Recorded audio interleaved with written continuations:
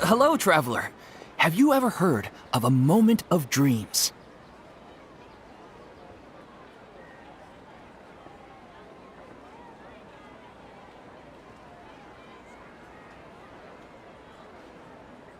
Oh, that sounds like some kind of sweet drink. I'm afraid not. It's the name of an event we started to hold regularly. Dreams have become quite the hot topic in Sumeru, and many people are excited to share the dreams they've seen at night. The same goes for me. The last time I dreamed was when I was but a little child, so I can't help but feel excited and nostalgic about dreaming again. Oh, right. Everyone's able to dream again now.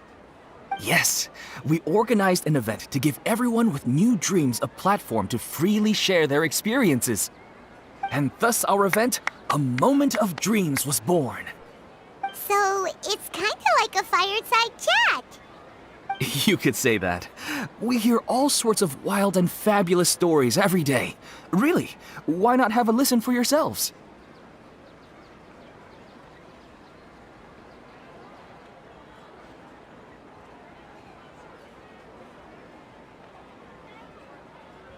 Yeah, but to us, dreaming is as normal as breathing.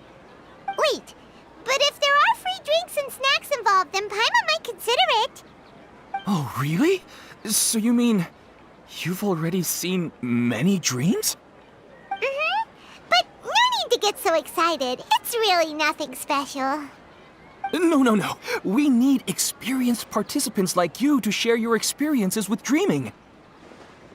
Please allow me to address you two as dream experts.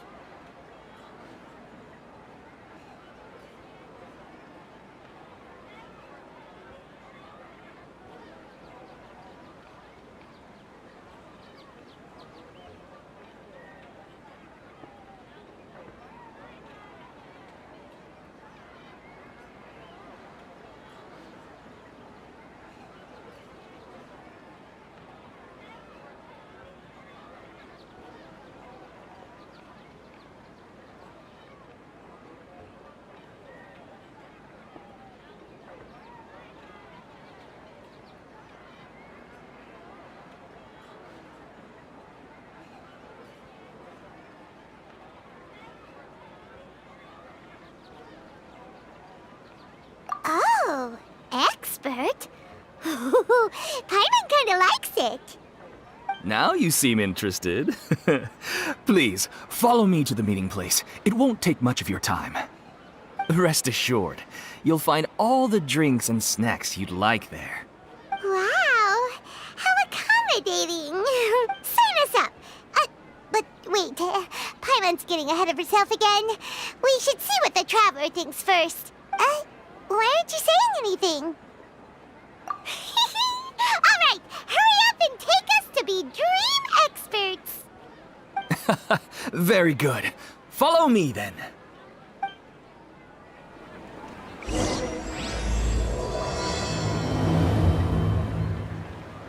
Do you know what's the most important part of being an expert?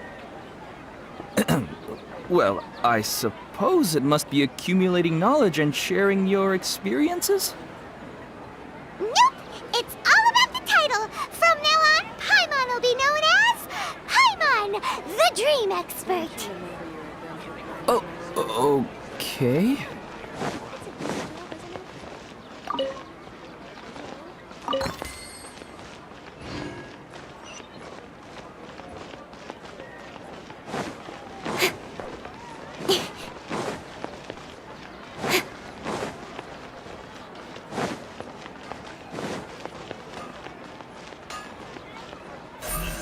Speed of light!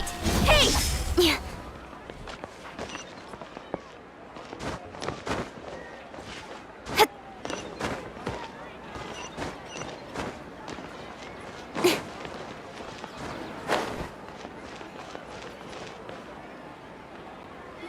Sorry to interrupt, everyone.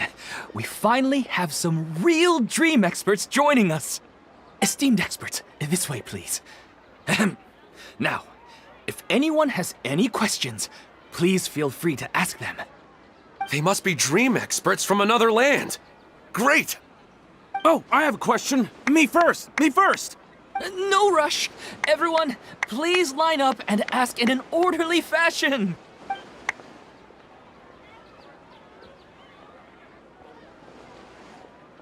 Whoa. Paimon didn't expect them to be so enthusiastic. My question is simple. My everyday life is very difficult, so I would like to become a slime in my dreams. How can I do that? Oh, Paimon knows! Paimon's had this kind of dream before, so she knows a thing or two. The first time, Paimon became an animal slime. Paimon was shot by an adventurer's arrow and flew in the sky all night long. The second time, Paimon became a dendro slime. A group of kids thought Paimon was a radish and pulled out all the grass on her head. Oh, it was super painful. The third time, Paimon became a cryo slime. In the end, Paimon was captured by a chef and turned into a smoothie. And the fourth time, Paimon became a powerful geo slime and went to take revenge on the forest boar that used to bully Paimon. But then the boar showed up with all of its relatives and Paimon lost again. Wait, why did all of your dreams end so tragically? Because slimes are monsters, even though they look cute, they usually cause trouble and end up getting killed by adventurers. Things don't tend to end well for monsters. Believe Paimon. I suppose you're right. They are monsters, after all. I just want to experience a different life, but it seems that becoming a monster would be even worse than my current life. Maybe I'd be happier if I became just a regular finch. Or fish. Looks like being an expert is way easier than Paimon imagined. Next! Oh, it's my turn. Esteemed expert, I want to know what posture I should sleep in so I can have the same dream as the one I had last night. Well?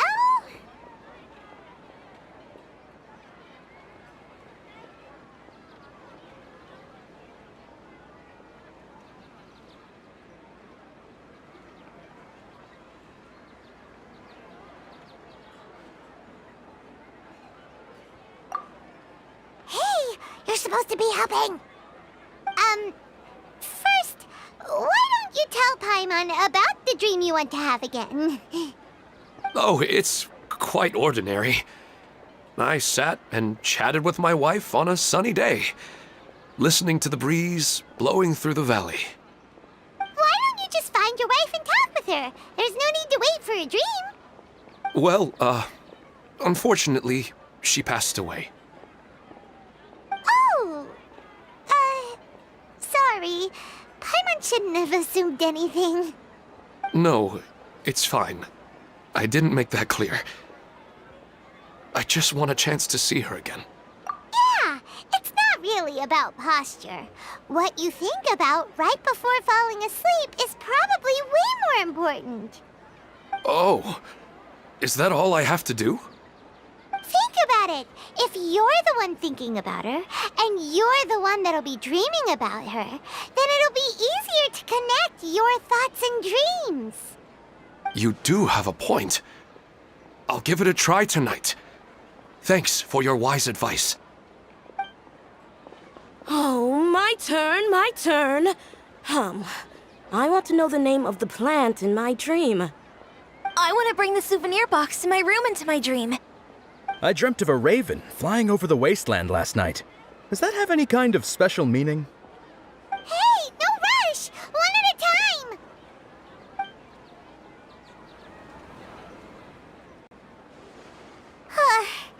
Their questions were way too difficult. We don't actually know anything more than they do. We're just more experienced dreamers, that's all.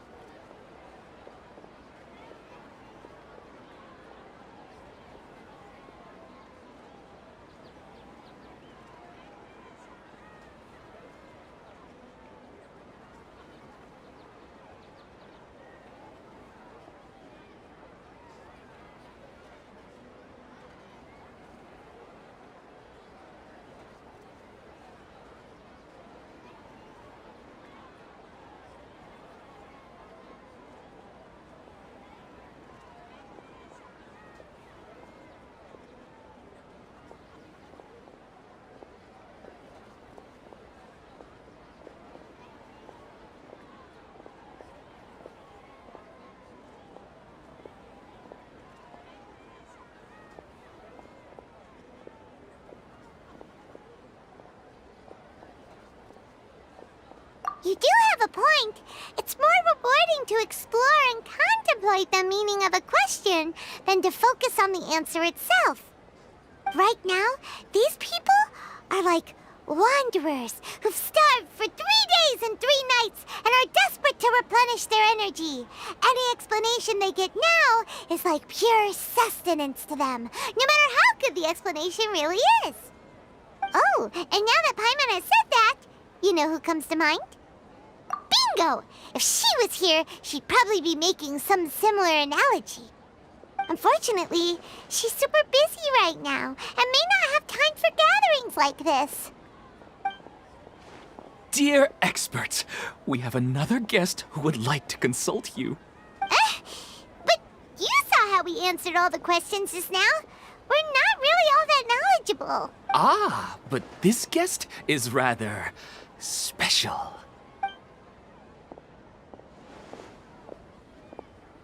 My question is, why didn't you immediately tell me about such an interesting place? Huh? Nahida, how did you get here? Interesting events like a moment of dreams don't happen every day after all. No matter how busy things are, I'd still set aside some time to check it out. Anyway, I really didn't expect to meet you here. Oh, right! If there's anyone that understands dreams, it's you! You should be able to help us answer all these questions. You're not wrong. Alright, they can ask me anything. The more interesting, the better.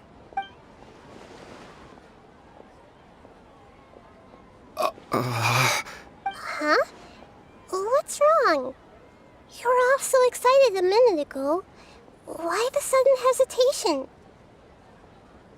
Even so, it's not like I look super intimidating or anything, right? And in terms of reputation and renown, you've also done many great things in Sumeru, yet they didn't even flinch at you. Alas, the interesting questions have all vanished in an instant. It appears I'm the one spoiling the fun here. I'll see myself out. Oh, that's not true, Nahida. I don't want to get in the way of the original purpose of a moment of dreams, which is to let people gather here and freely share their marvelous dreams. Now the atmosphere here is like water poured into a container. The water is more secure and settled, but it has lost its free-flowing nature from the river. I just want it to be another drop in the water, not the cold and restrictive container. She's sulking. Hey! It's alright, everyone! No need to be shy. The Dendro Archon is really nice, so please just go ahead and ask. Otherwise, she'll leave. All right. I'll give it a try. Oh, it's the slime guy. Hey, drop the nicknames, would you? Besides, I don't want to become a slime anymore. Maybe a finch or fish is more suitable for me. I see. So you want to become a small animal in your dreams, right? Why do you think that sounds good to you? I guess I just want to experience something different. My everyday life is nothing but the same. The sky is right above me and the ocean just over the horizon, yet I remain caged in a life of monotony. So you want to experience something new in your dreams? Sorry. I'm getting a little confused. Why don't you seek out some new experiences in real life? Because if I don't work, I won't have any mora. Sure, I don't want to be out hammering nails and cutting wood every day, but I have aging parents and young children to take care of. By the time this all dawned on me, I realized that my life has already been filled to the brim by trifling matters, and I have no more freedom.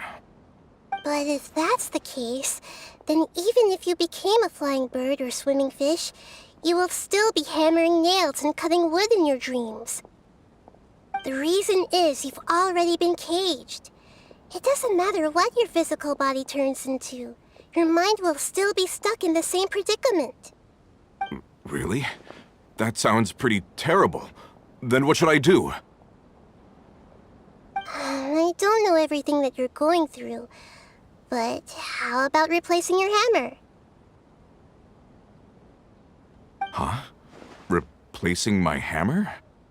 That's right. Having worked for such a long time, you of all people must know what makes a good hammer. Well, of course. A good hammer needs to be heavy enough to drive the nail in with just a couple taps, and the handle has to have a good grip to it, not too smooth. Come to think of it, I haven't replaced my current hammer in quite some time. You should replace it. Then decorate the handle with something you like. Maybe some ornaments, fur, or hard leather wrapping. Then write the names of your children on it. That makes sense. I think it'd give me a good boost of energy at work. A new sense of adventure often begins with the little things in life. You don't need to become a bird in the air or a fish in the sea. You only need to do your best in life, and all those things you cherish will become your source of happiness. Yes. Yes, I get it now. This is a real eye-opener for me. I'll go and pick out a new hammer right away. No, I should make one of my own. Thank you, Great Dendro Archon. That's our Nahida. Only you would know how to get right to the heart of the problem. Actually, I didn't really understand the problem.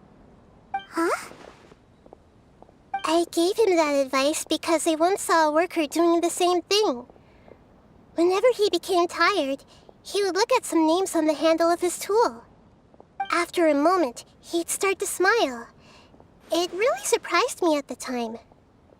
My guess is that the names on the handle were of important people to him.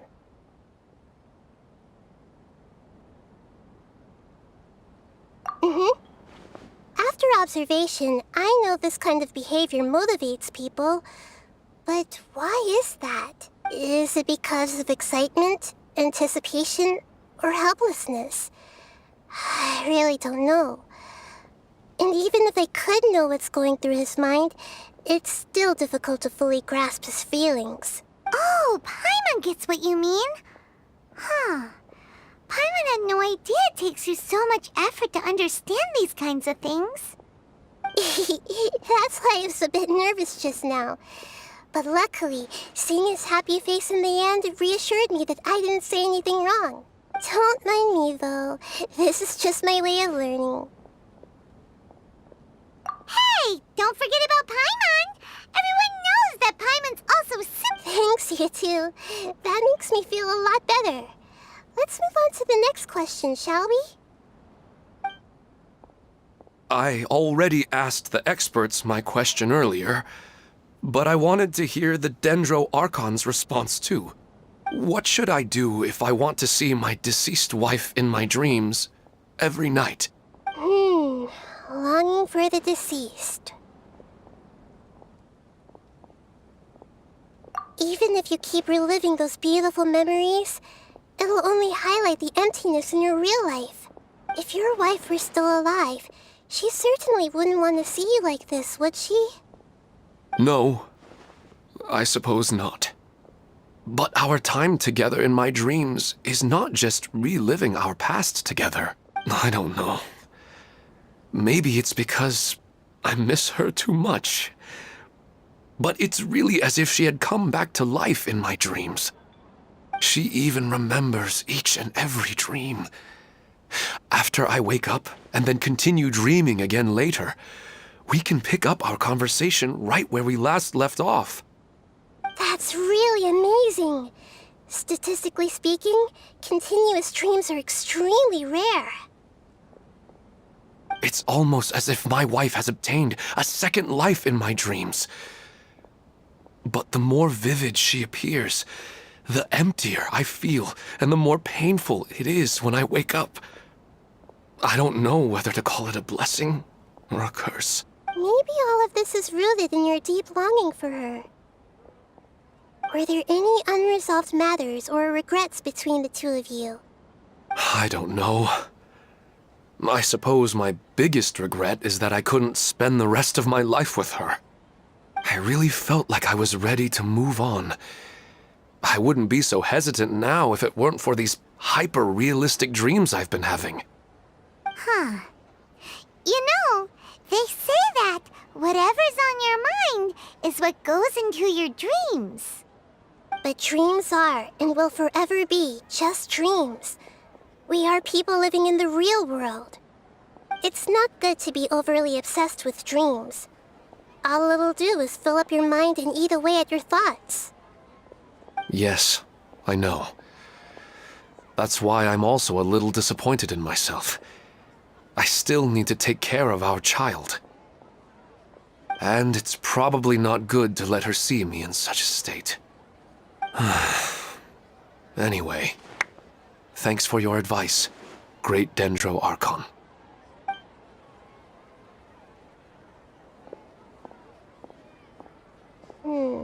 I'm a little worried about him. I hope he can find a way to cheer up soon. I think I can handle things from here. You don't need to stay here if you find it boring. You're here to have a good time, after all.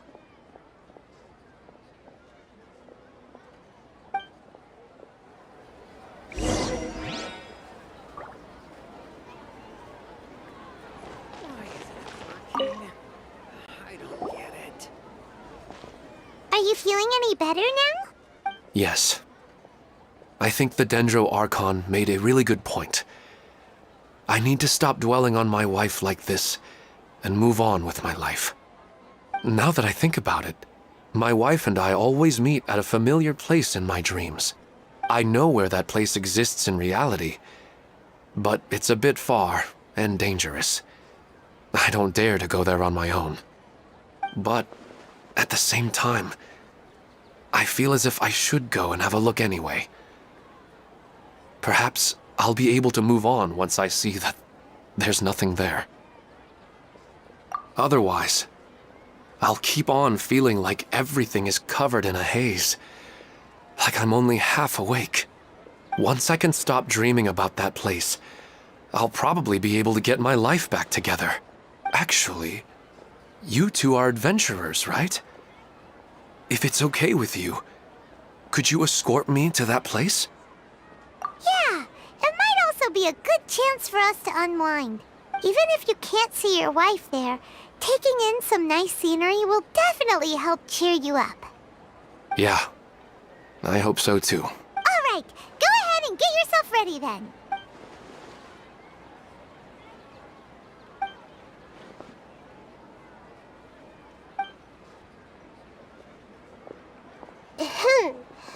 Are you headed off to some interesting place without telling me again?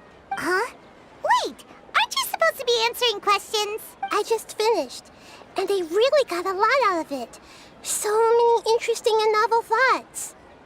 Anyway, it looks like you're going somewhere. Why don't you take me with you? Oh, there's no need to trouble you, Great Dendro Archon. I imagine you must have many other important things to deal with. No need to stand on ceremony. Besides, I wouldn't have asked to come along if I didn't have a good reason. I wanted to use this opportunity to discuss with you some things that are puzzling me right now. Huh. I didn't know the Great Dendro Archon could become puzzled too. I'm not all that different from you, you know. All right, let's go. We can talk on the way.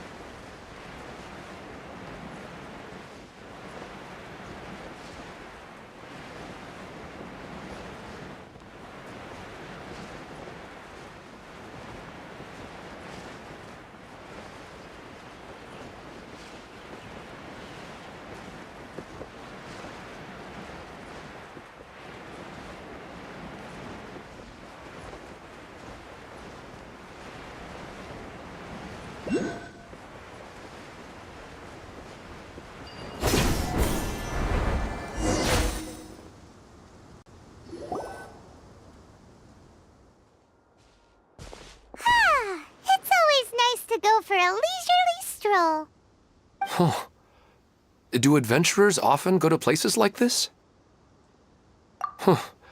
I guess so. So, this is where you always meet your wife in your dreams? Yes, for the most part. Our place is on the summit, just up ahead. When I saw her in my dreams, we didn't do anything but talk about ordinary, mundane topics. I'd tell her about our daughter, Haidar, and she always listened intently.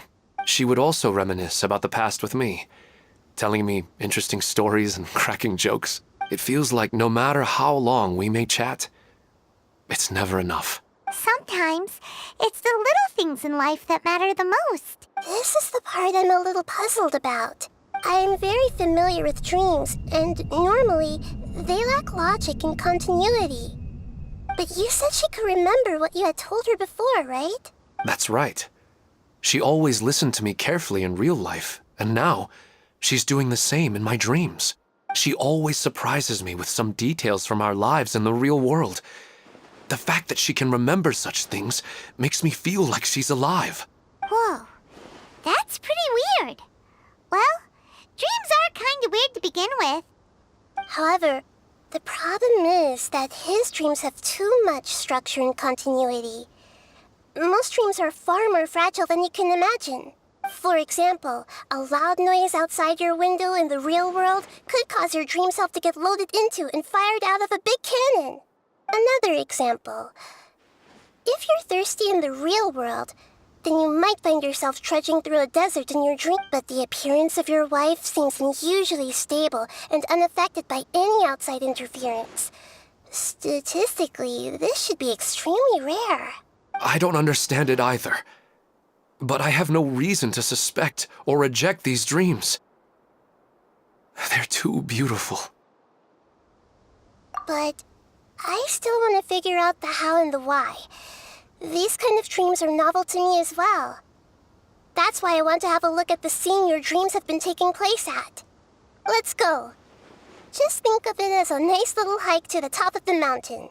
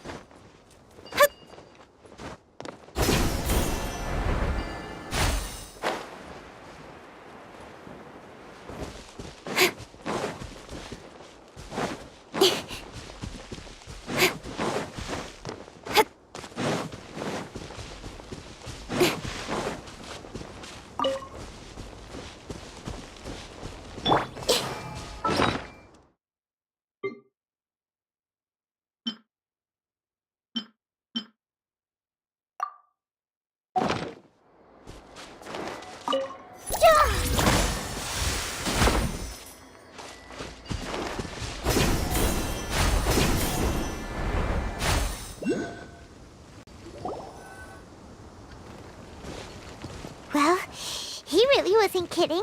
This place definitely isn't safe. No matter. We'll just finish them quickly. Huh? Are you going to fight too, Nahida? Of course. This is all part of our little trip.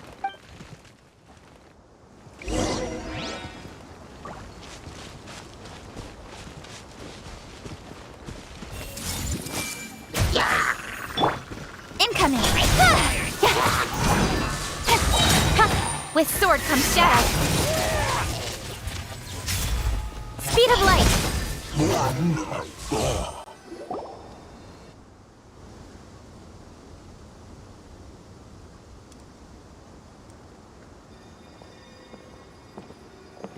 The scenery here is amazing! It also seems like a great spot for eating snacks and taking a nap. Paimon wouldn't mind spending some time here every day either. I've yet to see anything strange about this place. I do not plan to deny the power of longing. Such an intense but unquantifiable emotion could indeed have the power to organize dreams. His wife must be a really amazing person. Huh? Wait, where'd he go? Oh, so you are waiting for me here? Well, guess what? I've brought someone amazing with me today. When the Dendro Archon said she wanted to come with me, I could hardly believe it. I'll bring Haidar once I'm more familiar with the way here. She's been telling me that she really misses you. Huh? What's wrong with him? There's nobody there. Wait, Minar. Don't go that way. It's dangerous. Uh-oh, he's gonna fall! Catch him!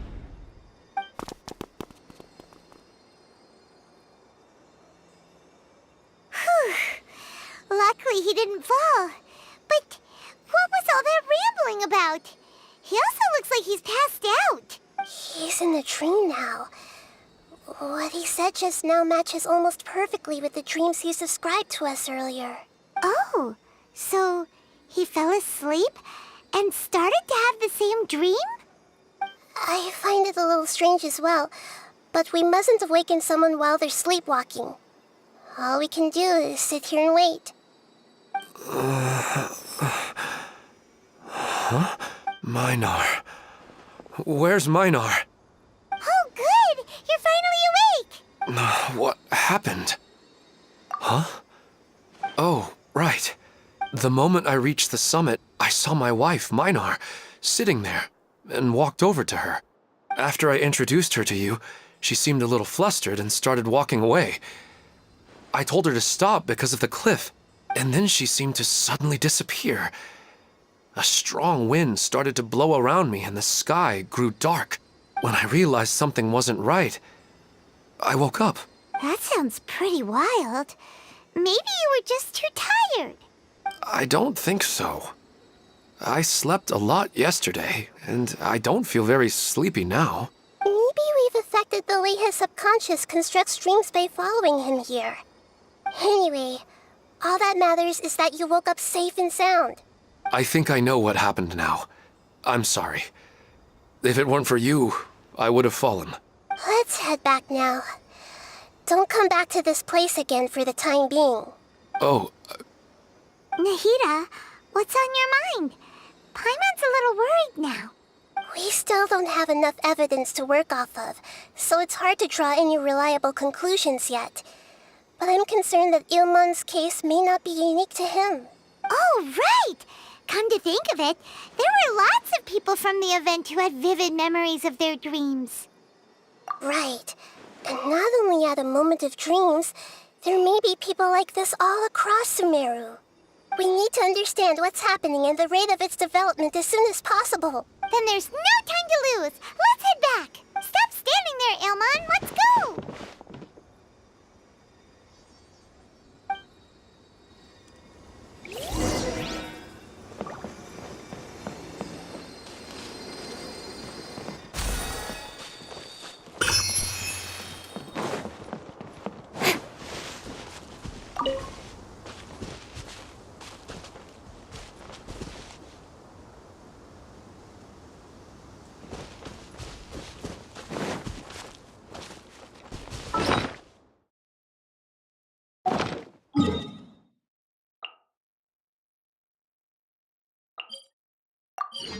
Oh,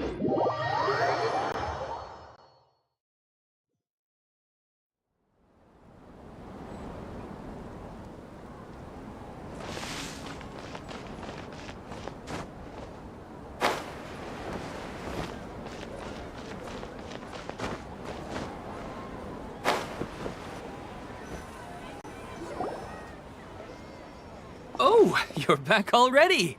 How'd it go? We have an emergency on our hands. Please notify everyone here that while they can continue to discuss their dreams, they mustn't try to visit or recreate the locations and scenes that they have been experiencing in them. What? All right, if that's the wish of the great Dendro Archon. But could you at least tell me what happened? You all look so serious.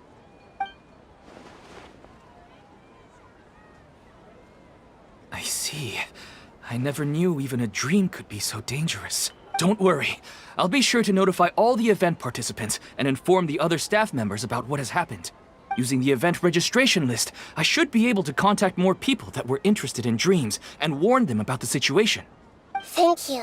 That would be very helpful. Let me confirm if all of today's participants are still here. Atta has already left. It seemed that he was on his way to make a hammer, so that shouldn't be a problem. Oh, wait a second. Where's Katya? Has anyone seen Katya? Has she already left? Oh, I think she already left. She said there was somewhere she wanted to go. Oh no. Did she want to look for the place from her dreams too? Can you tell us where she went? Yes, she did briefly mention it. Somewhere near Chatrakam Cave. Alright, thank you. We'll go look for her. Please help us tell the others not to do anything reckless. Sure thing. Who would have known things would have turned out like this?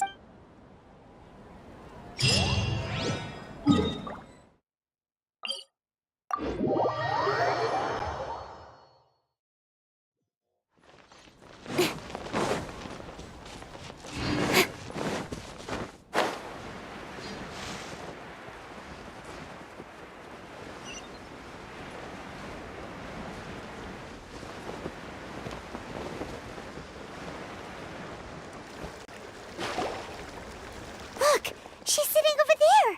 It's so Come on, let's rescue her.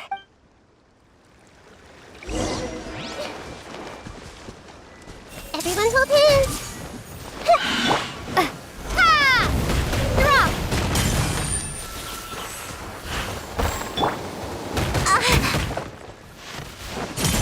Incoming!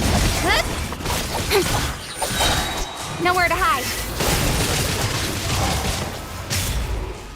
Speed of light. Hey! She seems to be in the same condition as Ilman earlier. Yes, but luckily she hasn't been injured or jolted awake yet. Let's carefully move her somewhere safer. See you tomorrow, Professor Aisha. Huh? Why am I back here again?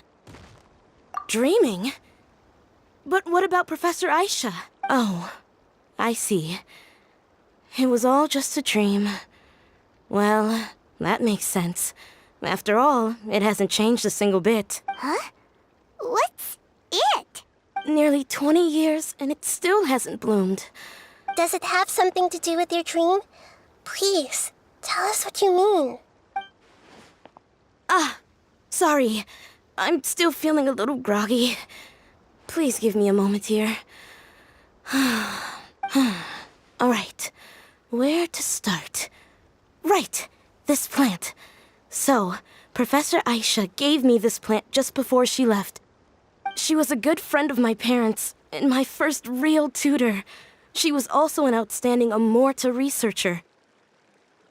In addition to her extraordinary academic talents, she was also skilled in combat and would accept lots of work from the Adventurers Guild.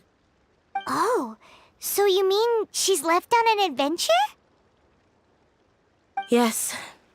When I was about 10 years old, she told me that she must go look for the secrets of the Abyss, and that she would be gone for a long time.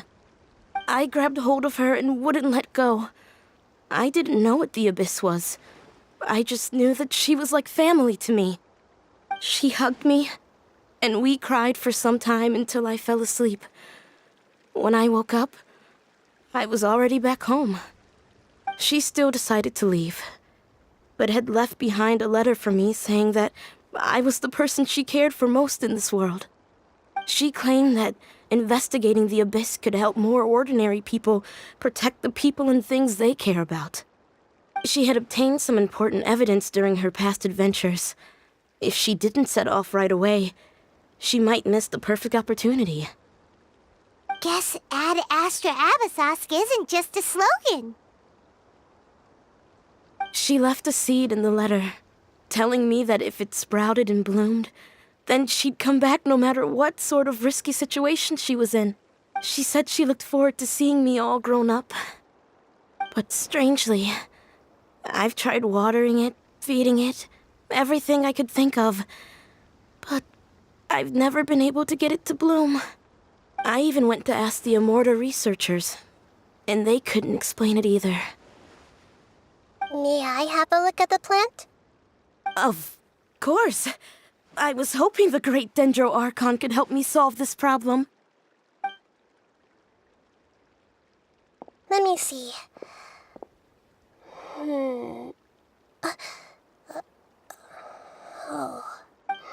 Huh? We've never seen that look on Nahida's face before.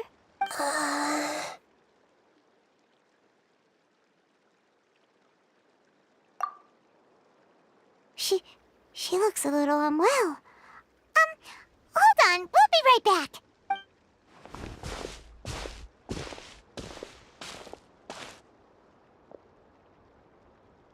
What's wrong, Nahida? You can't tell what's wrong with the plant either?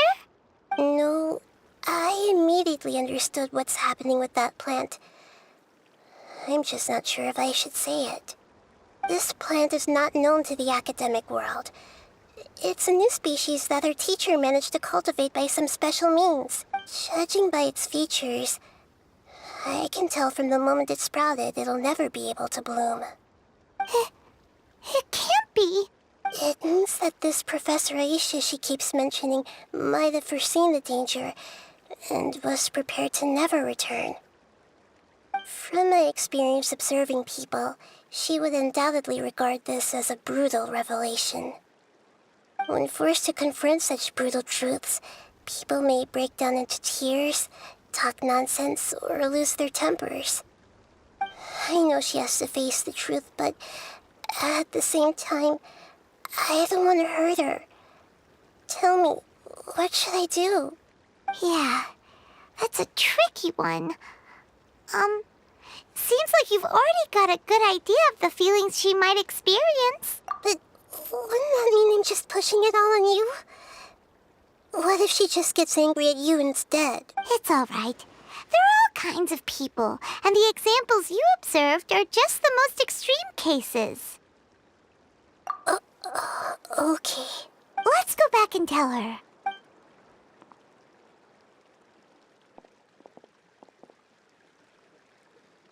Huh? It'll never bloom? But how's that possible? If a plant is unable to bloom, doesn't that mean it can't reproduce either? All that's left for it to do is slowly wither away.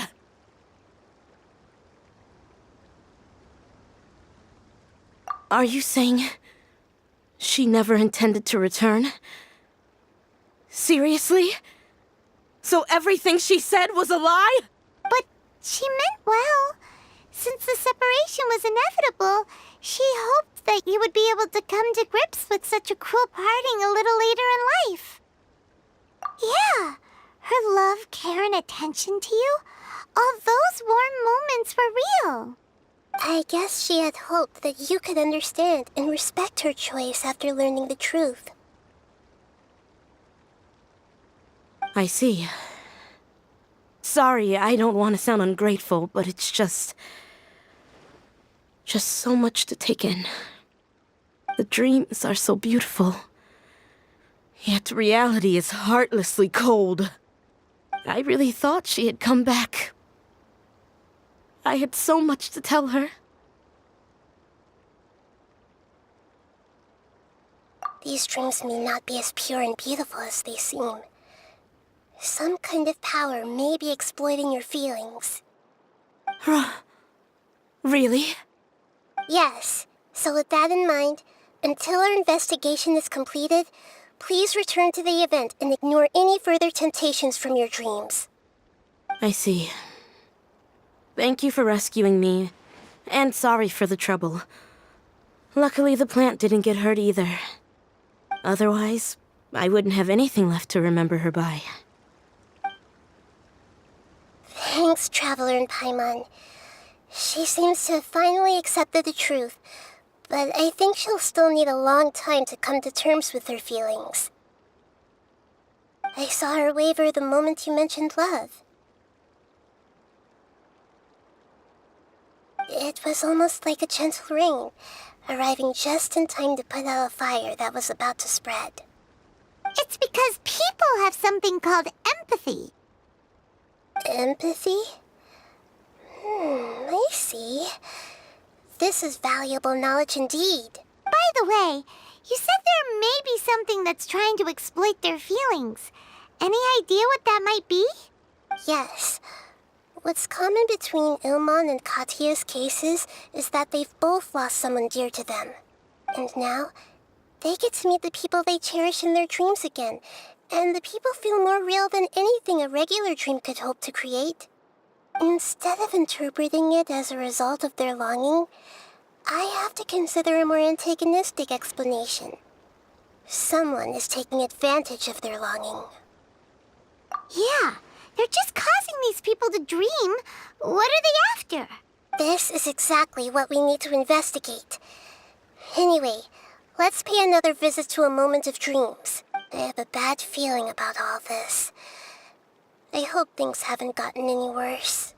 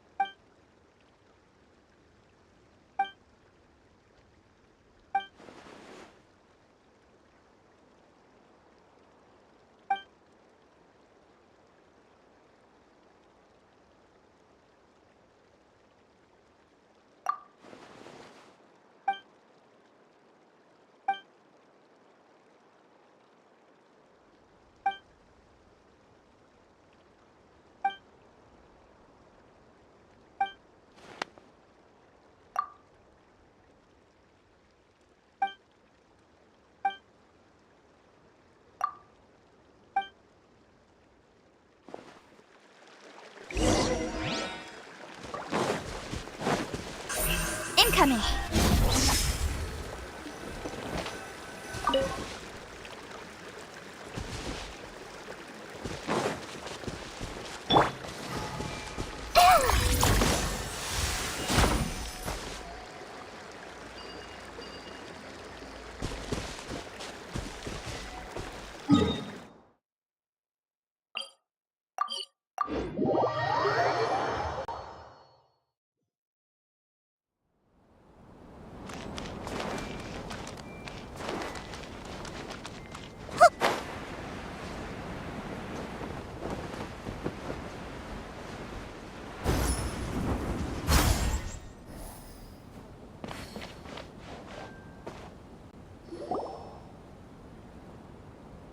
We're back. How's everything here? I am so sorry, Great Dendro Archon. We're still trying to figure out how to explain the whole thing to everyone. Because of your warning, we've brought dreamers here even if they were completely unaware of the danger. But some of them have already fallen asleep, and they haven't woken up for a long time. I fear there's nothing we can do about it. A moment of dreams is just a small interest group. We don't have enough staff members to handle this. Just as I expected. It seems my guess was correct. It's the Dendro Archon. She's back. What happened? Why have we been gathered here? Many of you here have been experiencing some beautiful dreams. But I'm sorry to tell you that based on our investigation, there's some kind of conspiracy behind them. Before we learn the truth, please don't try to recreate the scenes in your dreams. Whatever you see, don't be tempted by them. Huh? But... I don't think it's a big deal. Aren't we just dreaming? It's not like dreams will have an effect on others. We've already met 2 people who ran off to the countryside alone and got caught in dangerous situations by falling to the temptations in their dreams. That's right! These aren't just dreams! It's serious! All right, I get it. so does that mean once we have some conclusive results from the investigation, we can continue to enjoy these dreams? Yeah, I still want to visit my sister in my dreams. I'm sorry if what I'm about to say sounds a little offensive, Great Dendro Archon, but we had a discussion with the folks who just arrived here. In all of our dreams, we were able to reunite with people who were very close to us. They all seemed as if they were alive again, which makes us reluctant to wake up. Yes, that's also what we've observed in our investigation. So if the results of this investigation would mean an end to those dreams, that'd be quite cruel to us. All of us understand the danger, but perhaps you can't quite understand just how much those people mean to us. I don't think everyone will be on board with the plan to abandon these dreams for good. Before the conclusion of the investigation, they'll at least want to meet the people in their dreams one last time and say goodbye. We've never had such a difficult situation before. It appears that not many people are willing to cooperate. So they still want to return to their dreams despite knowing the danger? That's right. Compared with these sweet and beautiful dreams, our warnings of danger are dull and emotionless. It looks like the situation will inevitably spiral out of control. The more time we waste, the more people will ignore our warnings and return to their alluring dreams. So, what should we do? Seems we have to go into a dream and find out the truth for ourselves. Pedrush, is there anyone here who's experiencing a marvelous dream right now? Let me think. Yes, this way. Good. Please take us there. This lady refused to heed our warnings and fell asleep here a little earlier.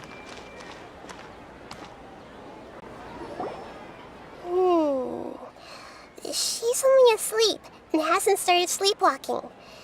It seems she hasn't sunk too deep into her dream yet. Do we also need to fall asleep if we want to go into her dream? Don't worry about that. I'm Lesser Lord Kusanali after all. Now, don't be nervous. Just close your eyes. Imagine yourselves as waves gradually rolling onto the beach. You slowly wash over the shore and sink into the sand.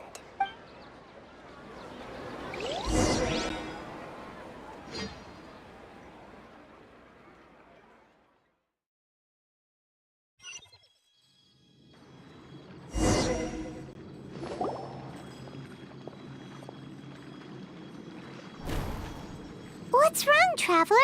You look a little disoriented.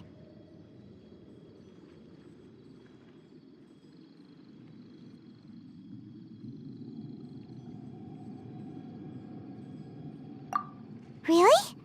Paimon didn't notice anything. Anyway, seems like we've made it into the dream. I thought we would arrive at some familiar scene, but we seem to have landed in a completely unfamiliar place. Whoa! So many giant plants! Even in the sky! Amazing. Theoretically, we should have gone straight into Debbie's dream. Things do seem to have gone a bit sideways here.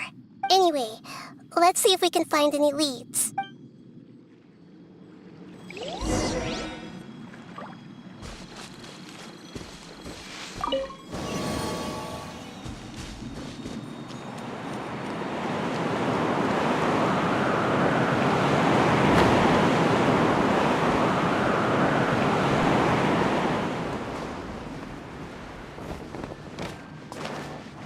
I see everything. Speed of light.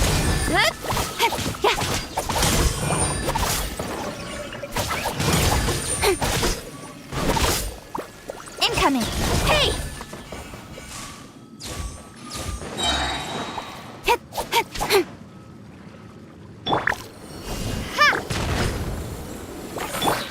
Don't blink.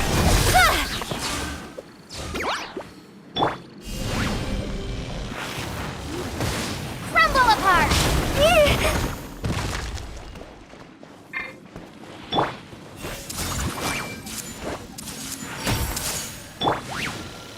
Cut to the chase.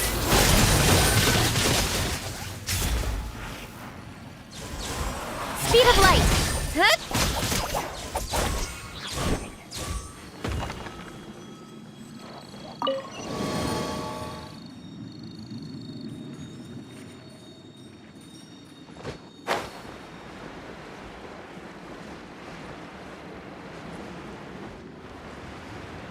Huh? A door? Wonder where it could lead. Well, it's not like we have any other way to go now. Let's go in and have a look.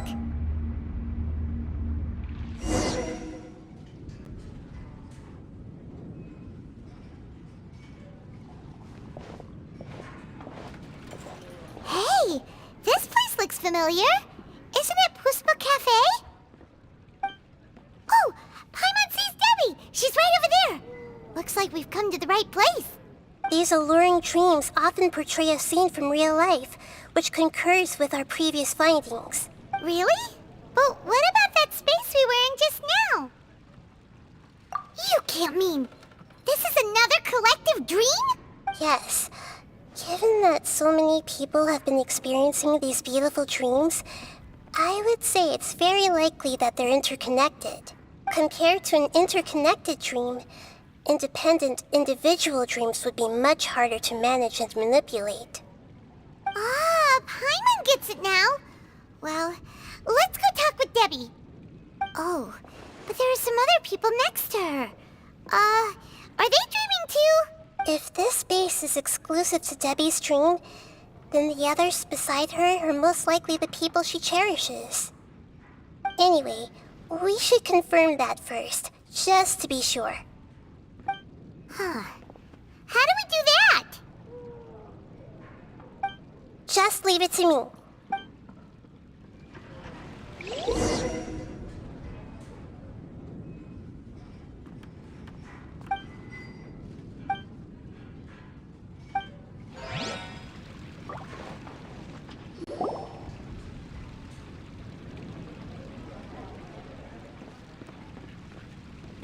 The coffee here still tastes the same as ever.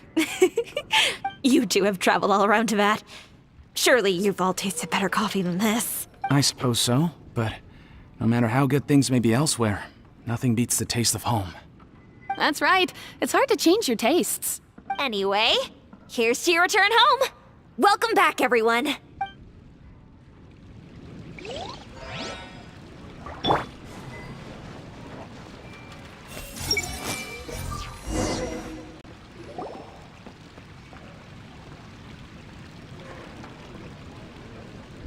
Huh. How could they be? Well, I guess it doesn't matter. Huh? She sounds a little hesitant. I've confirmed that this dream belongs only to Debbie, because I'm unable to hear the thoughts of the other two people with her. So, this is the power of the Dendro Archon? Paimon had better watch her thoughts from now on. Don't worry. I don't often use my powers like this. It's rather impolite. Alright, I need to get myself ready. It won't be easy to break it to her, but there's no avoiding it now. The Great Dendro Archon! What brings you here? I'm sorry to interrupt your celebration, but have you noticed that what's happening here doesn't quite match up with your memories? I don't quite understand. Great Dendro Archon. What do you mean? I get it. The Dendro Archon is trying to say that it's a once-in-a-lifetime opportunity that we're able to gather here. Hey, how about a cup of coffee for all of you? My treat. We just returned from a fruitful adventure. Memories? Oh, Once in a Think carefully. You of all people should know what really happened to them. Are you sure that meeting here and chatting the day away like this isn't just a product of your own wishful thinking?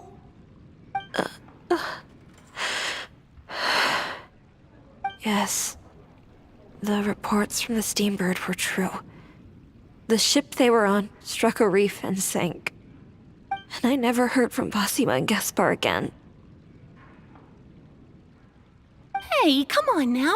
What are you talking about, Debbie? Yeah, trust your memories. Nothing you see here is real.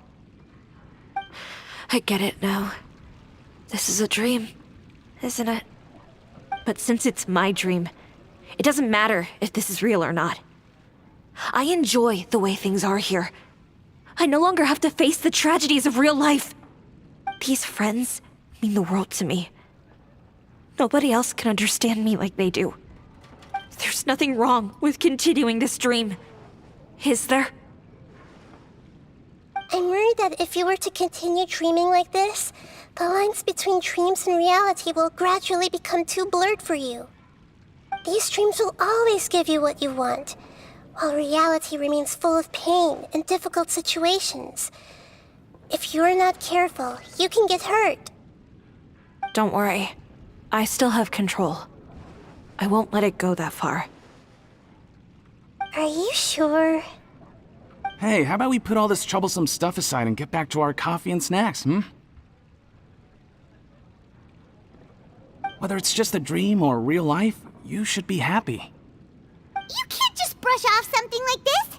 We don't even know how you people got here or where you even came from.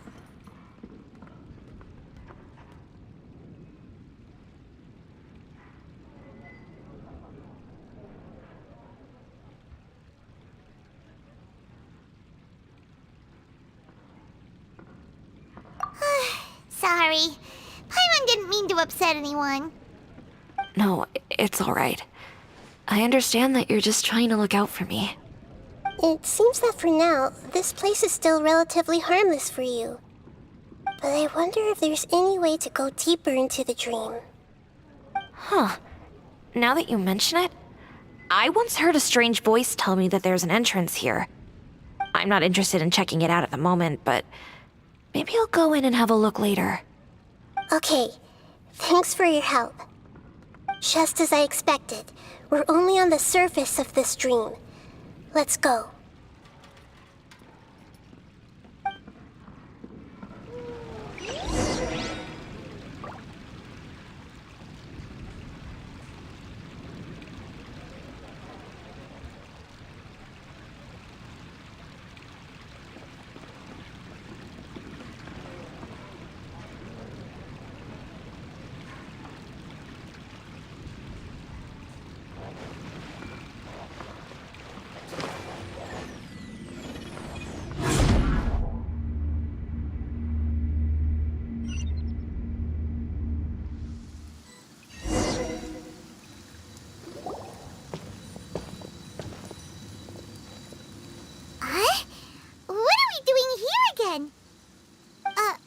Wait a second.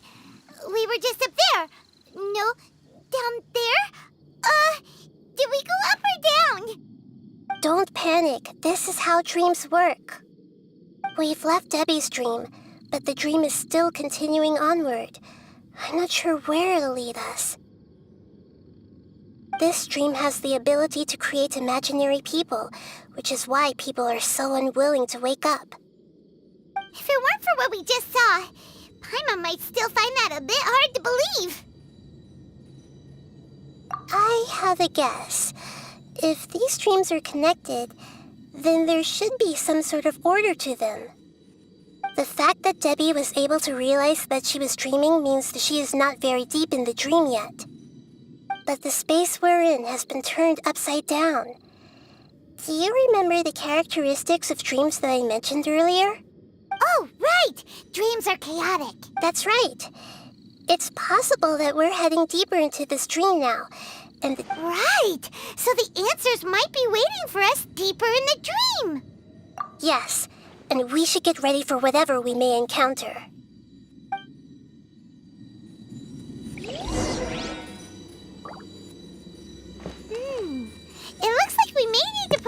happening inside there?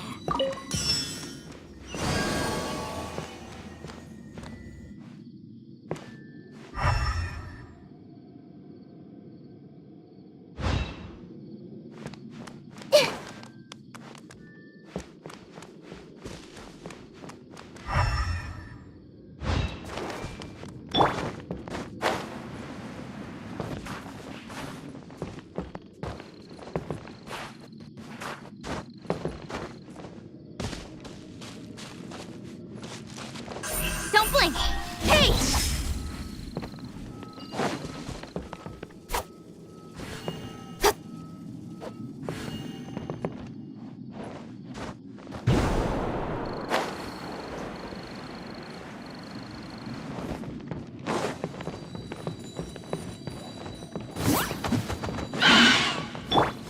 Everyone hold hands.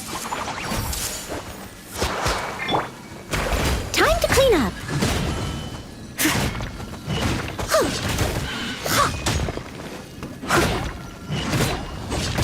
Yeah. Someone needs to... Yeah.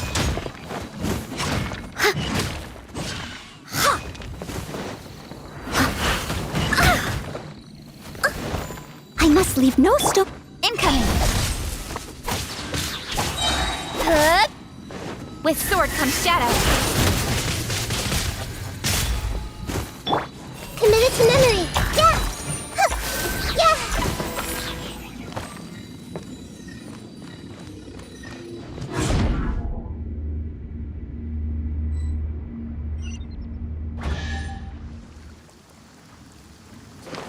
Whoa! When it rains, it seems to disappear slowly. Yes, and it appears again as soon as the rain stops. It's less like a flower, and more like a dendro slime that's trying to keep out of sight. Here we go again with Nahida's analogy.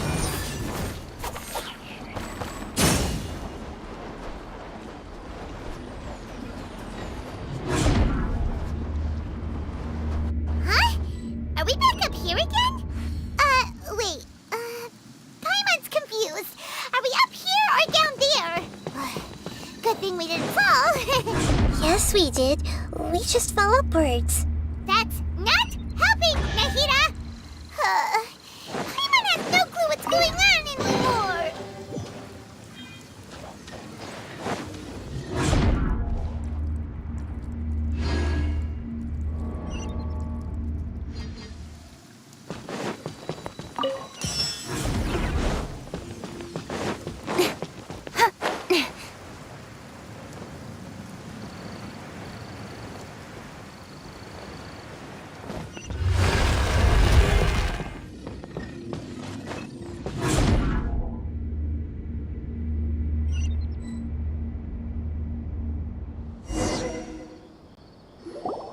Wait, weren't we already here a little earlier? This is probably Ilmon's dream. Huh? Why would he start dreaming again? Yes, but it seems that the danger isn't enough to stop him from longing for his wife. Based on what we've learned so far, he must be sleeping more deeply for his dreams to appear here. But fortunately, he already knows us from before, so hopefully we'll be able to wake him up.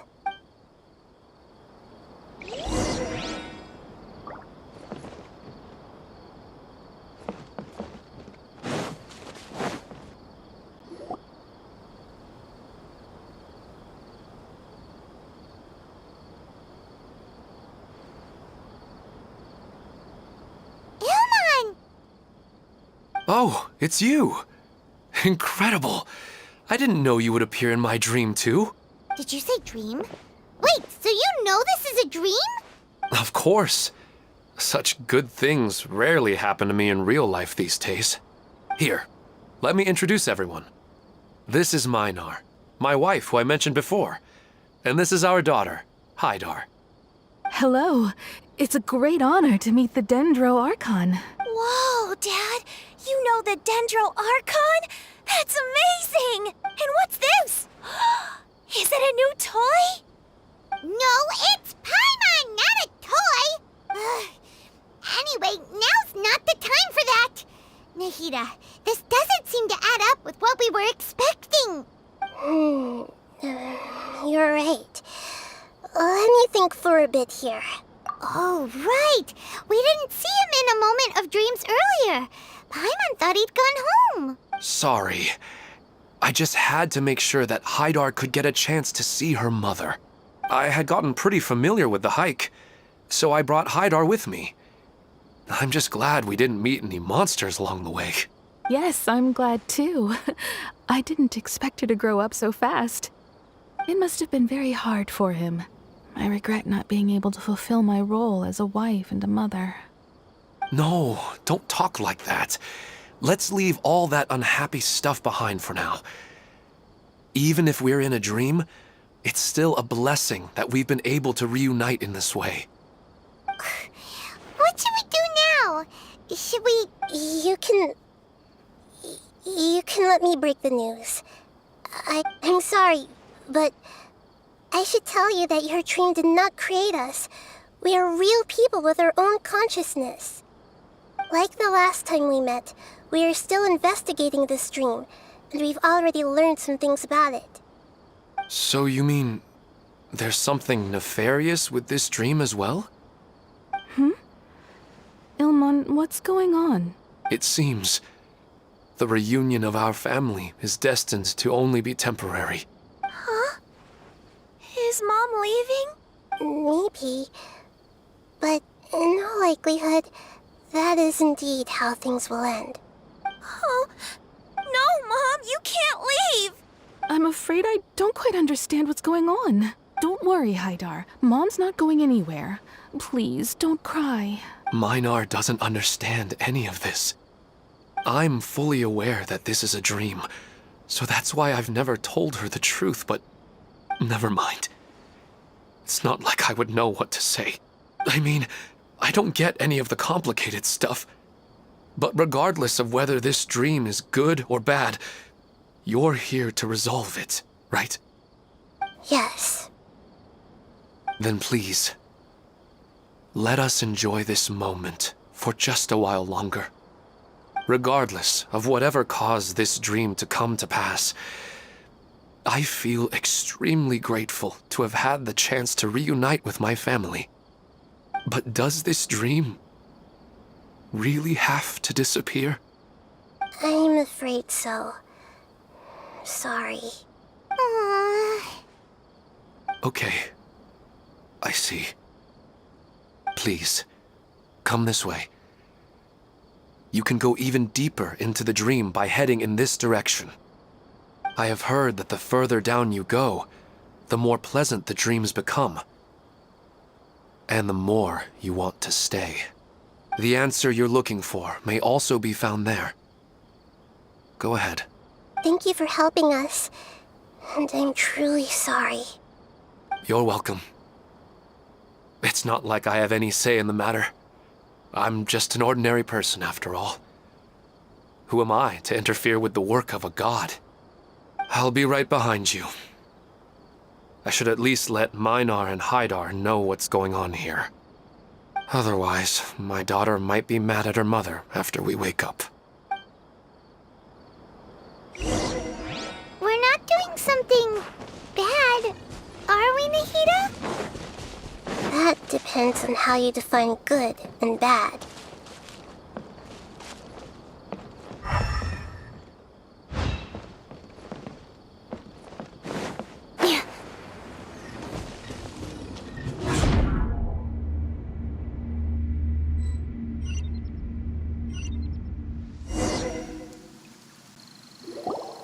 It's the same place again. This place is almost like a flight of stairs that connects all the dreams together. But they appear to be getting more and more aggressive. Regular stairs wouldn't try to attack us. Right. Something seems to be off about our theory. Ilmon is clearly aware that he's dreaming, and he's enjoying it. Rather than dreaming on a deeper level, he almost seemed more awake. I believe we're on the right track, but we just need another explanation. It's not that the dreams are getting deeper, it's the owner's attachment to the dreams that's getting stronger. But you would never mistake dreams for real life, right?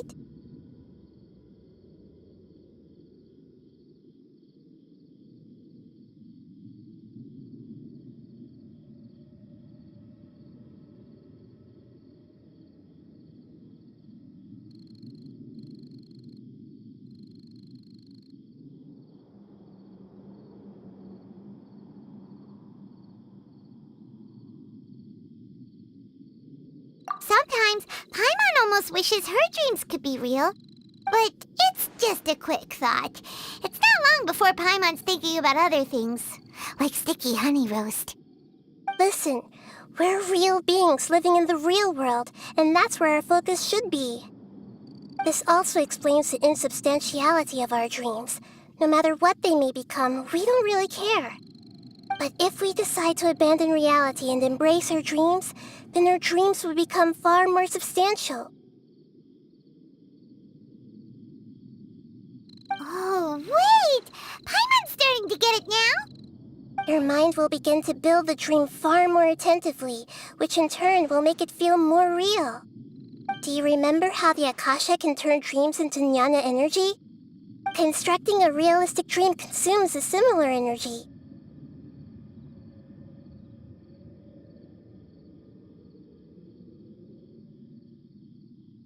Does that mean there's a host of these dreams here like Milu during the Sabzeruz festival?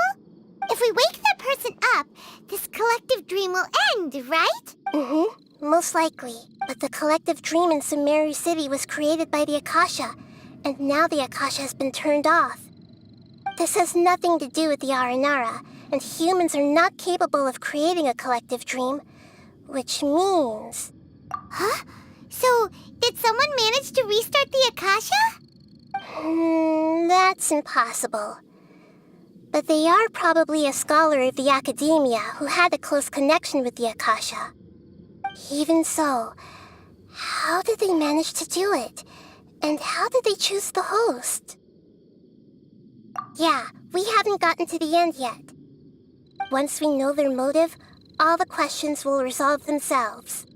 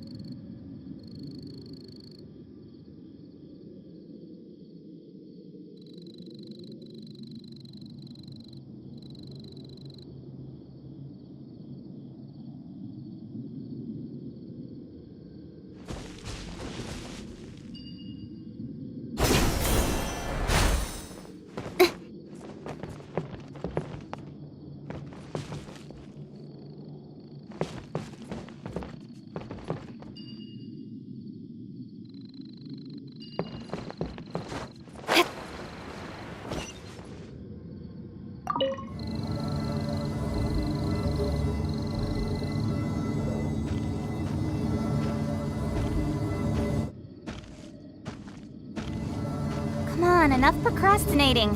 Let's go.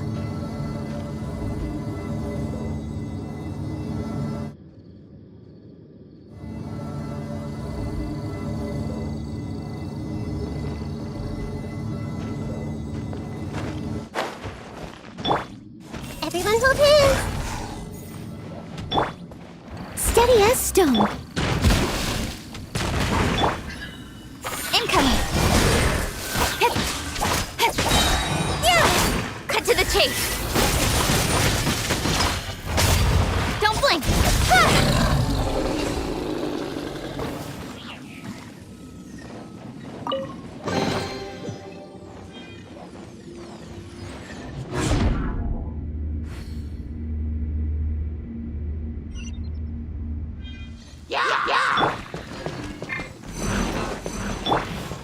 Hey!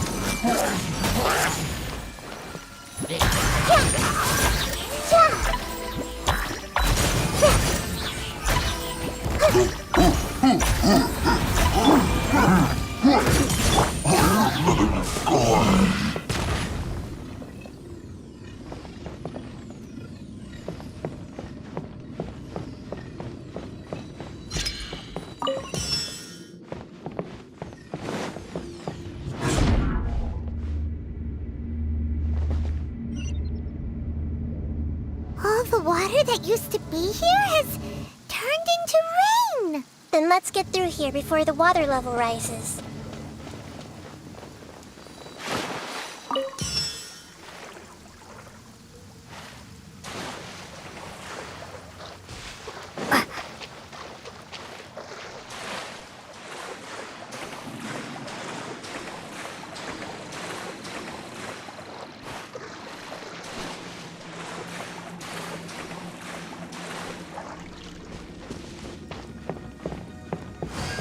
We finally made it!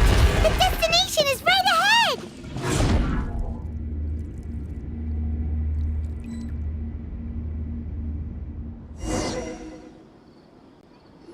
Wow! A new place!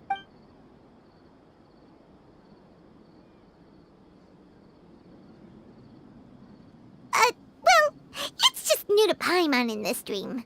This should be the final destination. Huh? Really? Yeah, these are just ordinary city streets. I have powers related to dreams, so it's usually easy for me to tell who's dreaming and who's created by dreams. I guess only those who have thoroughly accepted this dream will be able to come here. There are so many people here. How can we find the host? Don't worry, I have a way.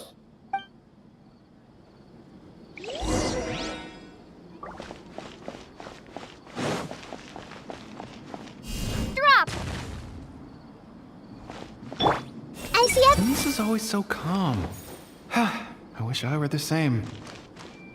He's just in an ordinary dream, so it shouldn't be him.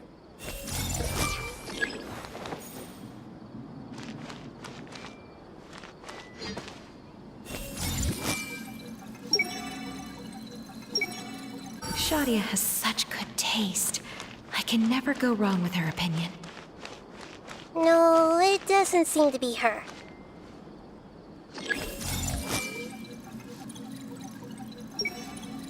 Who doesn't want a dream to last forever? He's just entered the dream recently. It's definitely not him. However... Sometimes I wish Rakesh could be more assertive, but I guess I'm also happy enough with the way things are. No, it's not her, unfortunately.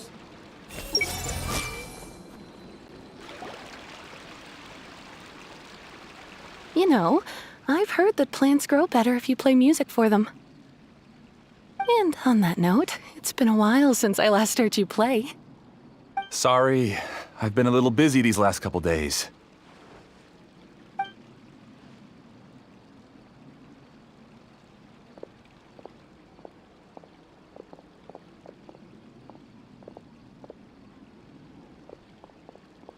Oh, the Dendro Archon. What a pleasant surprise. Oh, welcome, Great Dendro Archon. And your companions, too. Welcome. I'm Amira. I run the flower shop here.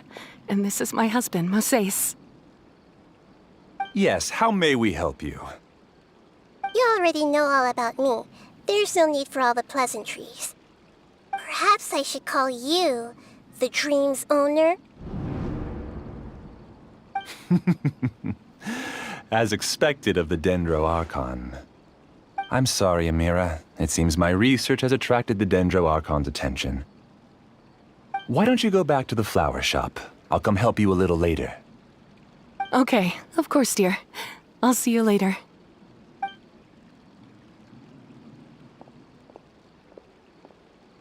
It appears that I was too naive to think I could deceive the Dendro Archon in person like this.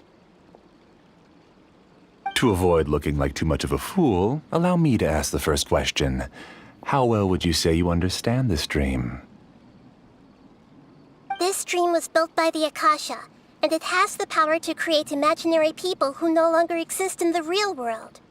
As for you, you found a unique way to become the owner of this dream, going so far as to have even given up the ability to wake up again. Given up the ability to wake up? Impressive! You truly are the embodiment of wisdom. Please, tell me how you were able to arrive at such a conclusion. In return, I'll answer the question you're most curious about. It's simple. Apart from you, this space only consists of real people who are dreaming and imaginary people who are created here. Although you are here and appear no different from the others, I can't sense your dream. How can I wake up a person who's already awake? Fascinating. Since you're the fully awake owner of this dream, it can never collapse from you waking up. Theoretically, this should also give you absolute control over this place. I have to admit, it really doesn't get much better than that. But even knowing all of that, one question remains. How did you do it? Isn't the answer right in front of you, great Dendro Archon? It's because I've dedicated my entire reality to this dream. I uploaded my entire consciousness into the Akasha when it was still running. Actually, this all started because of an accident. My original goal was not about the Akasha or a collective dream.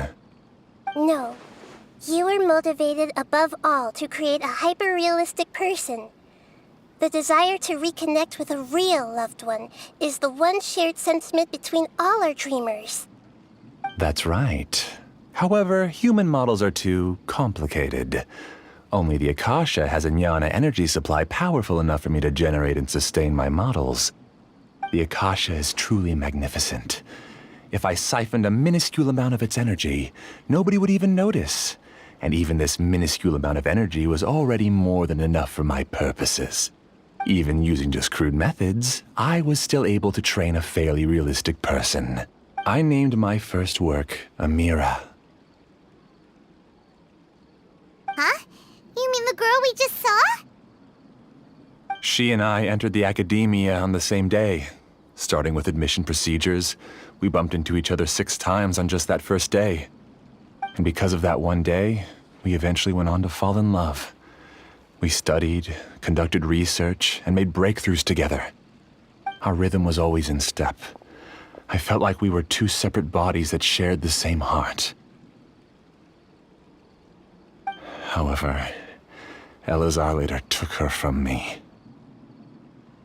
Yes, I need more training samples to perfect Amira's personality. I found their details in the Akasha's database. Using the pretext of testing for mental health disorders, I implanted signaling devices in their bodies. This way I could connect them to a network, and Amira could feel their yearning. Little by little, they helped her to grow and develop a warm, human personality. To improve my efficiency and allow myself to focus on nothing but my research, I uploaded my consciousness as well, and became a part of the network. So, technically speaking, it's not that you won't wake up, it's that you can't wake up.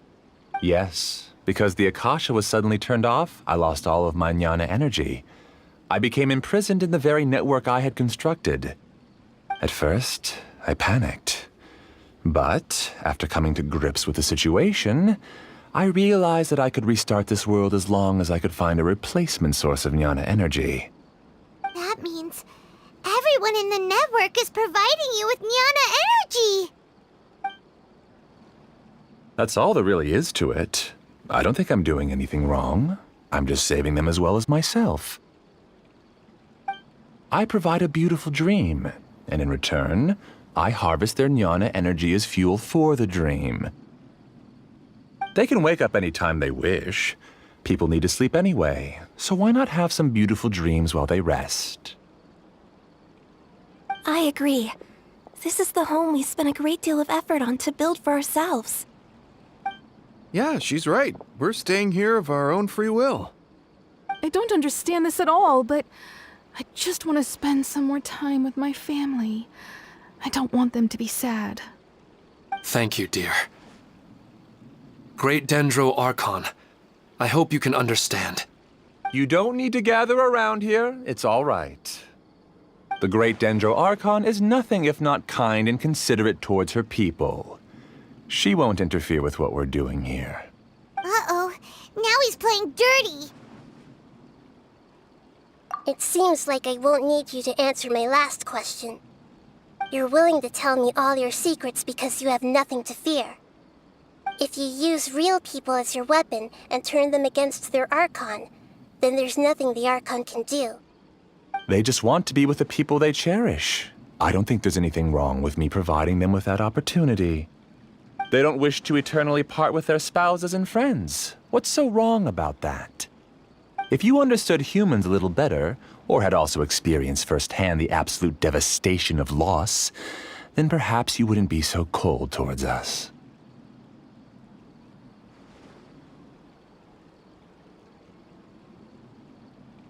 If you had used your talents and determination for a just cause, you could have become a sage of the new generation. Unfortunately, you've committed one of the 6 cardinal sins of the Academia by attempting the forbidden and fearing none. You equated people's feelings with cold jnana energy and deprived them of the pain that they have to face. You lured them into these dreams, and even now, remain completely unaware of how evil all of this truly is. Pain? Luring? Those kinds of things haven't existed here from the moment this world was created. She's right here. This is Ilmon's child, Haidar. Huh? My daughter? What's wrong with her? This dream relies on a set network, which means that only those with devices planted in their bodies can enter this world. Carefully think back and retrace your steps. I secretly went back to the mountainside with Haidar. Minar was already there waiting for me, and Haidar was able to see her mother. You mean she isn't actually the real Haidar? No, because unlike you, she can't enter this dream. The moment you came into this dream, it created a Haidar to realize your wish of reuniting with your family. So, tell me, where's the real Haidar?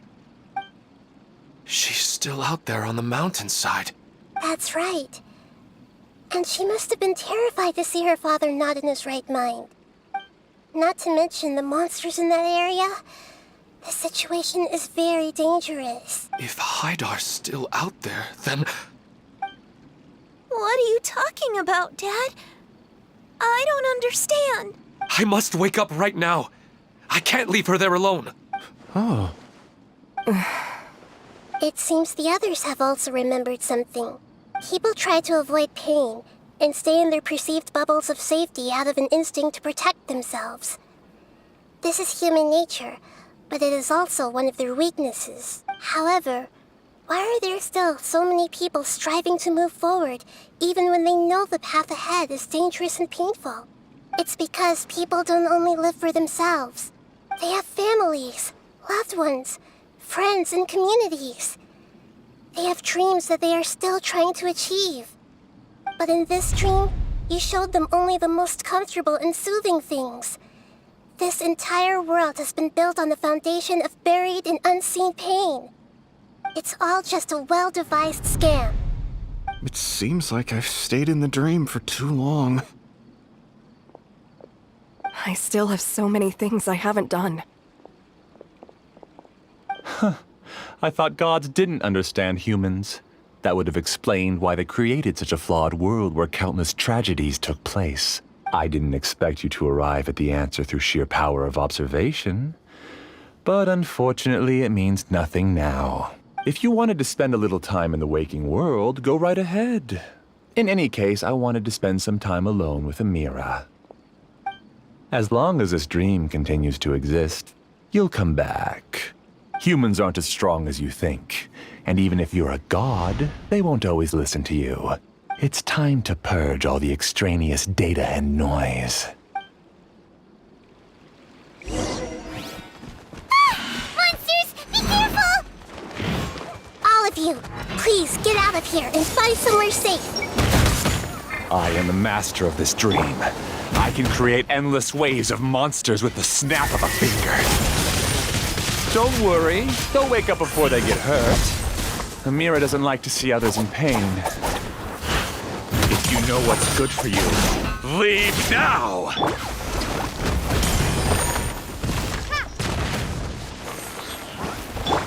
I must leave no stone unturned.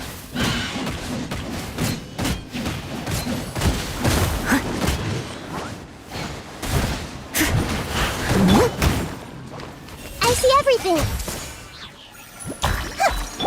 Incoming!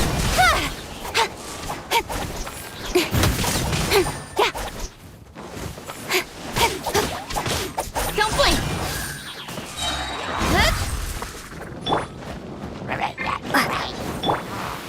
Hey!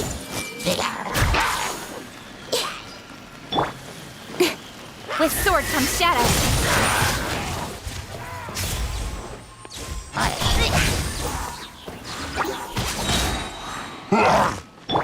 I see everything.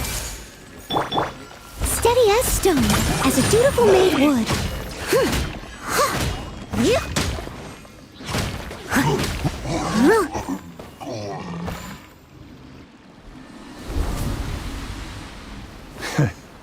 You haven't won just yet.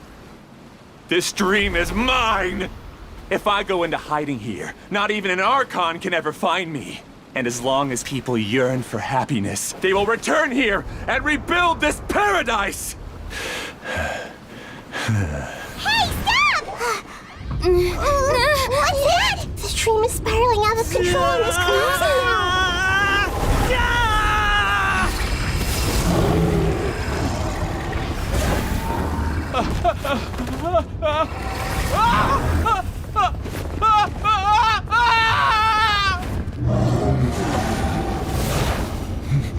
Oh no. Amira! Amira! Amira!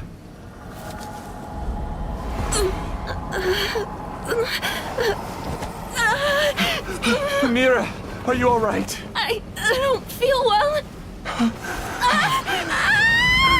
No, no, no! Please, no!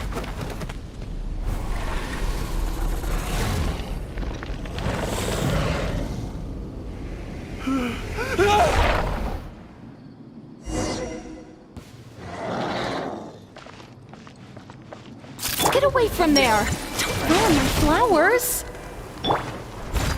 What should I do? Where did he go? He left because he doesn't want you anymore. Make yourselves at home. Crumble apart! Don't blink!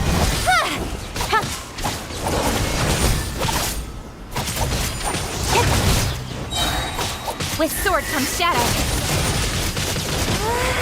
Just shut up! Who am I? I'm not Amira. Glad that's over. But what happened just now? He's not very proficient in using the Akasha's technology, and he spent a lot of Jnana energy creating monsters. Now the system is out of control. All the people he created also turned into monsters, including Amira. It's terrible, even for a dream. Even Paimon's freaked out. Paimon can't imagine what they're going through. The good news is that the chaos seems to have subsided. Now we only need to wake up the people here and let them return to their real lives. Amira. My dear Amira. They're all gone. It was just a big dream after all. I couldn't change my fate, and my knowledge turned out to be useless. What a cruel world.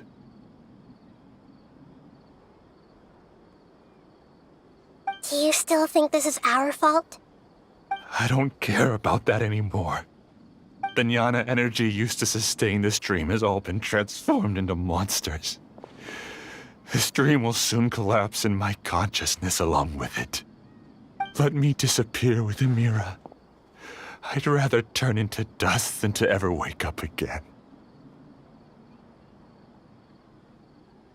It seems that everything that's happened is too much for him. He's lost all hope. I think seeing Amira turn into a monster was punishment enough for him. After comprehending the hollowness of the unreal, it's time to revisit the meaning of existence. Existence? I'm different from the others. I've long given up everything outside of my consciousness. Using my knowledge of the Akasha, I have a way to extract your consciousness from here and put it inside a knowledge capsule. The Academia has probably kept your body, so you should be able to wake up soon. No need. Just let me disappear. Reality means nothing to me now. This isn't compassion. I won't let you escape your punishment by simply disappearing. As for your life after that, it'll be up to you how you want to exist. Alright, Traveler in Paimon, we should go back. We can finally wrap up this whole thing.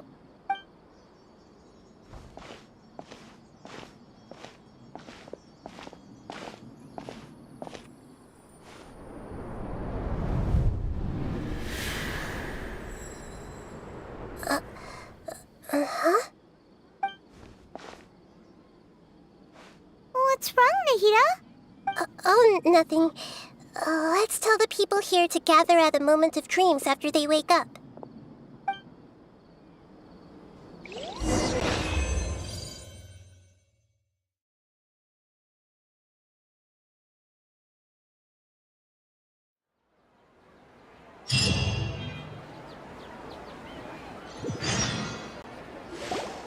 Oh, great!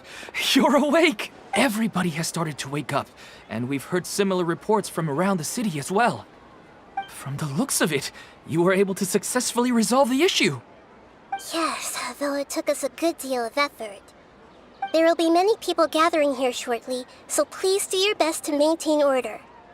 I need to go to the Academia with them now, but we'll be back soon.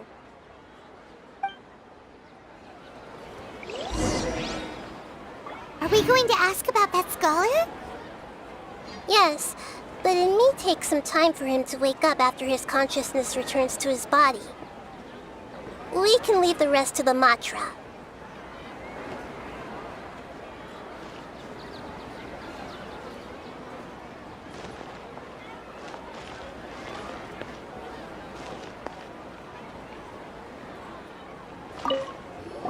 I'm really glad I reached out to you earlier. Otherwise, we wouldn't have been able to handle this situation on our own. You did a great job as well.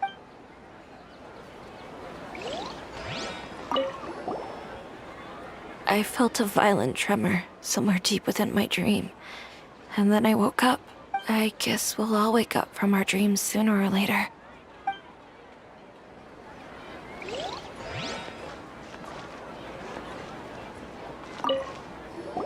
They all started waking up around the same time. That's pretty amazing.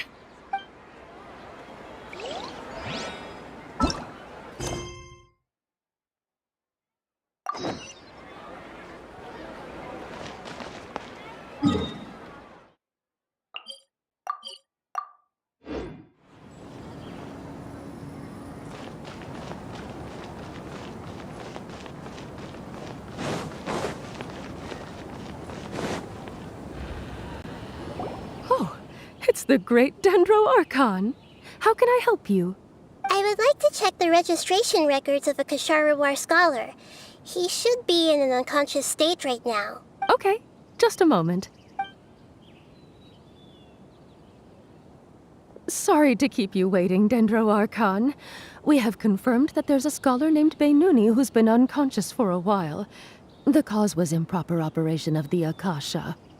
He hasn't regained consciousness yet, and is still receiving treatment at Bimarstan. Huh? Isn't his name Moses? I guess he didn't want to be recognized or bothered by anyone.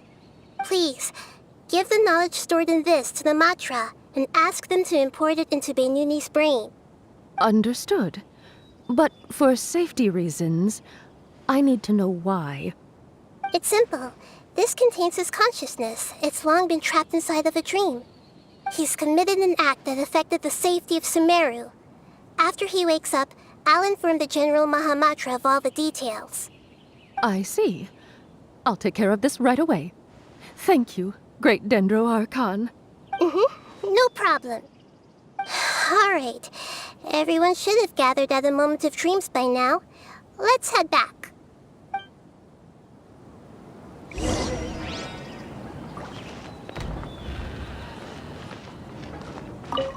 I'll take care of it as soon as possible. Don't worry.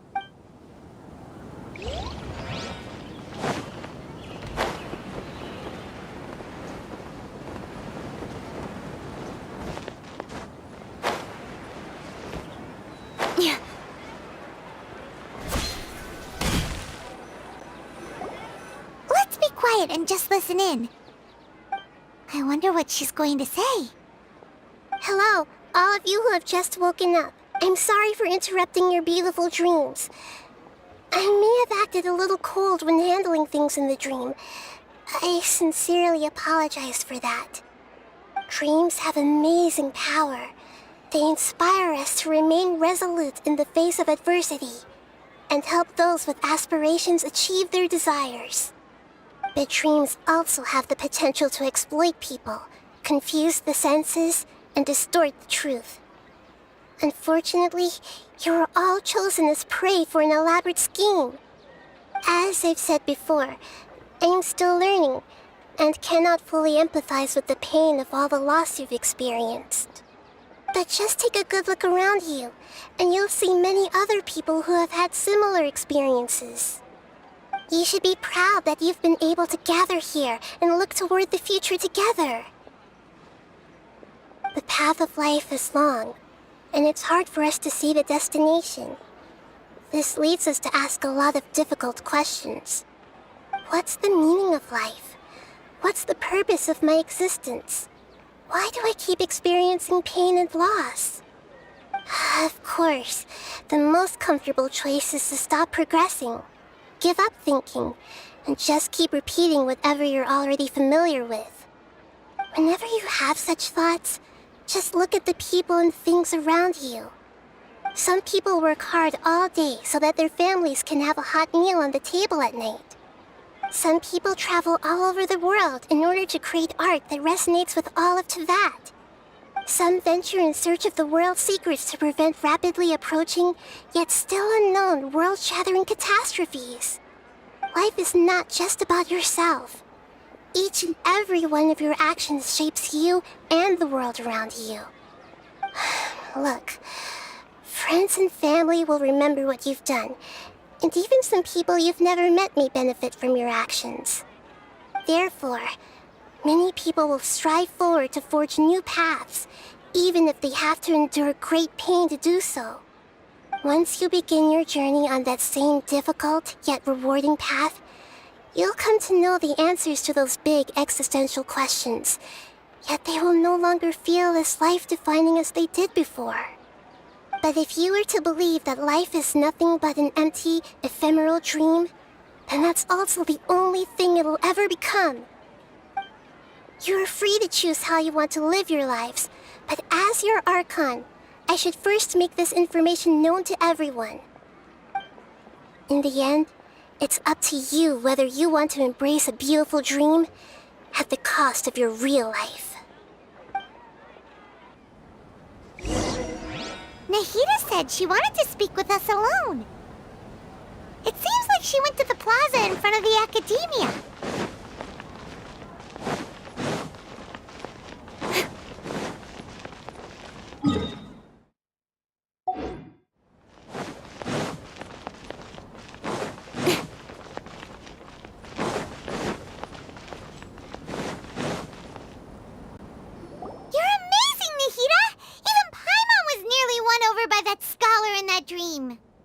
Well, he's very good at manipulating the weaknesses of human nature, but perhaps he himself had fallen prisoner to them long ago.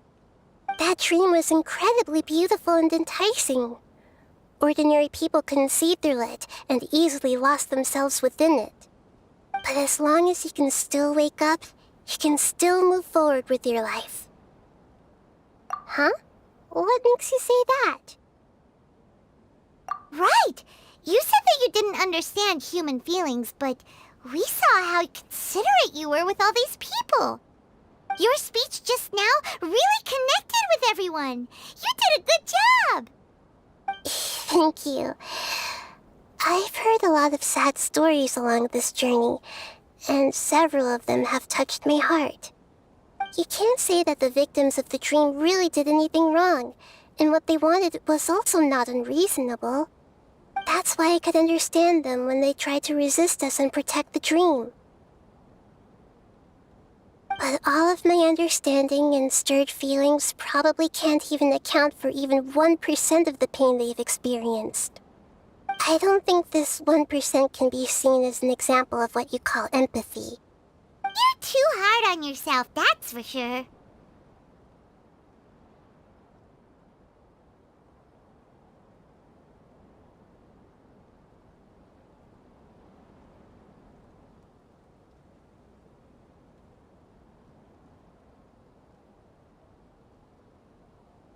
Alright. I suppose going out into the world will help my confidence grow. I've learned that emotions are nothing like knowledge, and that's why it's hard for me to put them into words sometimes. Benuni, or Oromasdis, said that I had never personally felt the pain of loss, but I have a vague feeling that this isn't true. The moment I entered the dream, I felt like I was wrapped in a blanket of warm feelings. It was so warm that it felt like I had returned to the start of my life, and I didn't want to wake up anymore.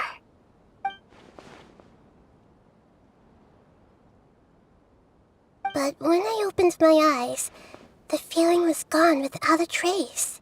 If I have to make an analogy for it, I would say I can no longer see words on a piece of paper after they have been erased, but I can still see the slight indentations of where the words had been written. But now that I've experienced this dream, I think I can say with confidence that I won't dwell too much on the meaning of that warmth. It's enough that I can tell I was once supported by that warmth, and its existence has allowed me to get to where I am today. If I dwell too much on its exact nature, I would be putting the cart before the horse. I gave a speech to inspire my people, so if I were to fail to live up to those words myself, then that would be too embarrassing. Hey,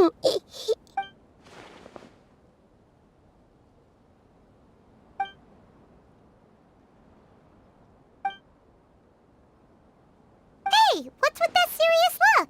You keep looking like there's something you want to say. Is there anything you want to tell me? Okay. Since we just woke up, let's stretch a little bit. A new day is about to begin.